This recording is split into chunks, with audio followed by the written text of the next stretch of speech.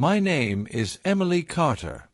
I'm 29 years old, and for most of my life I believed tragedies only happened in other people's stories. Not to families like mine. Not to mothers like mine. My mother, Linda Carter, was the kind of woman everyone loved. She worked at a small diner in Columbus, Ohio for nearly 20 years. Even after long 12-hour shifts on her feet, she still came home smiling. She always said, "Life is hard, Emily. But we don't have to become hard with it." That was her. Gentle. Patient. The kind of woman who remembered everyone's special days but never bought anything for herself. Every morning, she made us coffee and pancakes in our tiny kitchen while soft country music played in the background. "You're skipping breakfast again," she would say, placing a plate in front of me. "I'm late, Mom," I always replied, kissing her cheek. She would smile and call me, "My sunshine." I didn't know those simple mornings would become the most precious memories of my life. A few weeks before everything changed, I noticed something different. Mom often rubbed her temples and looked tired. "You okay?" I asked one night. "I'm fine, just tired," she said quickly. But she wasn't fine. She started dropping things sometimes. Her hands shook slightly. But we couldn't afford doctors. I worked as a nursing assistant, and her diner job barely helped us survive. So she kept going. Ignored the pain.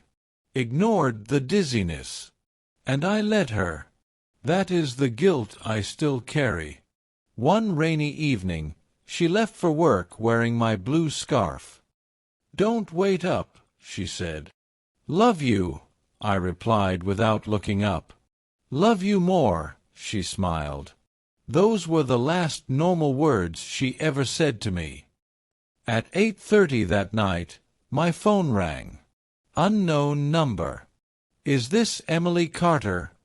a woman asked urgently. "Yes." "There's been an emergency with your mother." My world stopped. At the hospital, everything felt unreal. Bright lights. Fast footsteps. Cold air.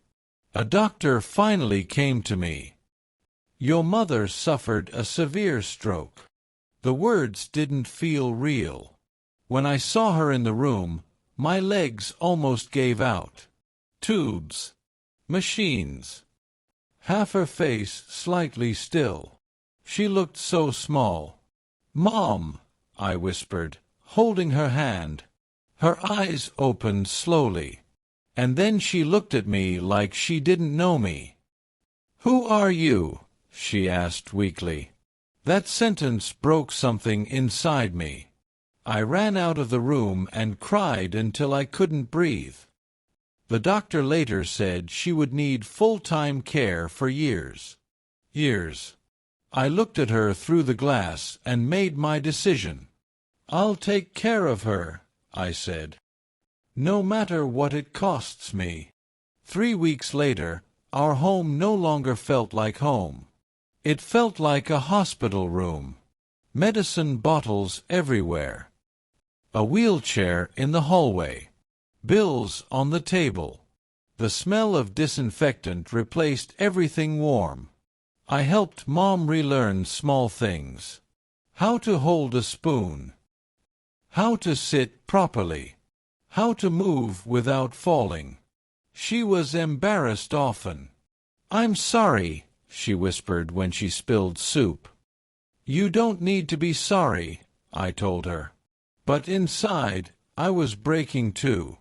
Some nights I came home from double shifts and cried silently while washing dishes. Still, when I heard her voice calling, "Emily," I always went. One night, she fell while trying to walk alone. "I didn't want to wake you," she cried. I held her fragile body and said, "You're not alone." But I often felt alone myself. My boyfriend Jason was supportive at first. He helped, brought food, stayed with me. But slowly, things changed. "You don't see me anymore," he said one night.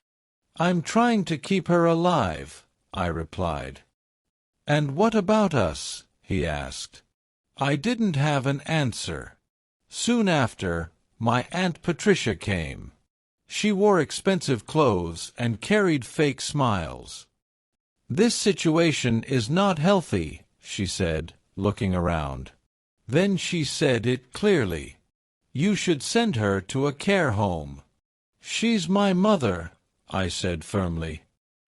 "She's a burden," she replied. That word burned inside me. After she left, Mom whispered, "I'm sorry for being like this." I held her hand tightly. "You are not a burden.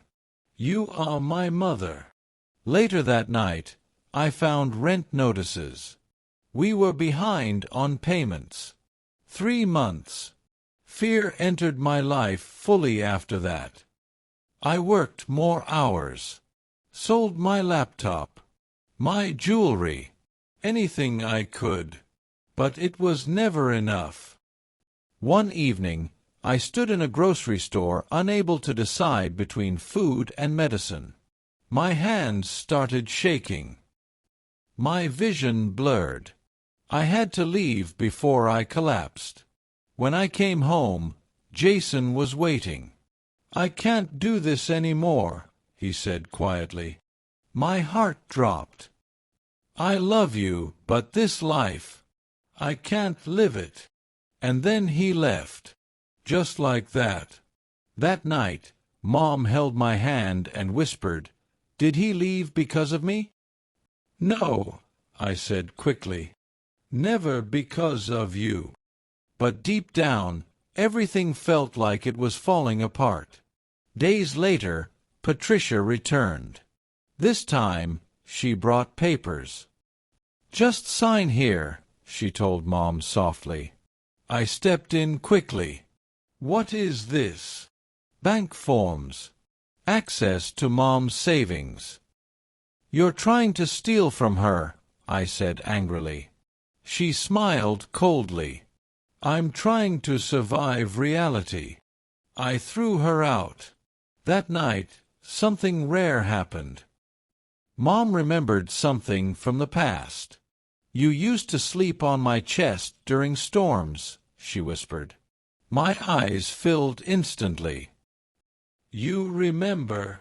"You said my heartbeat felt safe," she smiled. For the first time in months, I saw my mother again. Later, I found letters she had written over the years but never given me. Birthday notes. Encouragement. Love in written form. One line said, "No matter what happens, I hope my daughter never feels alone." I cried for a long time. Then everything changed again. Mom suddenly struggled to breathe. Ambulance lights filled the night. At the hospital, doctors moved fast. After an hour, a doctor came out. "Her heart is failing." My knees nearly gave out. I walked into her room. She looked so weak. But when she saw me, she smiled. "My sunshine," she whispered. I broke completely.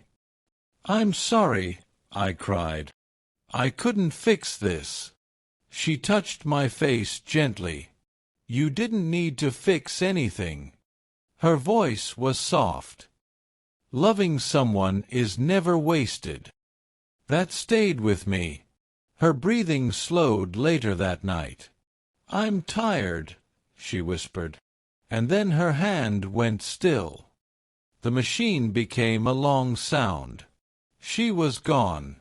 My mother was gone. After the funeral, life became empty. I stopped living normally. The house was silent. No pancakes. No music. No voice calling me sunshine. One day, I found her blue scarf. I held it and cried for hours. But slowly, I went back to work. At the rehab center, I started noticing other patients. Lonely people. Forgotten people. Just like Mom had been in her final months. So I started sitting with them. Talking. Listening. Holding their hands. Without realizing it, I was learning love again. One evening, I stopped at a small cafe after work. A waitress looked at me and smiled. "You remind me of someone," she said. "You remind me of your mother when she smiled." My chest tightened. But this time, I didn't break. I just smiled. Because I finally understood something my mother tried to teach me all along. Love doesn't end with loss. It continues through the people we become after it.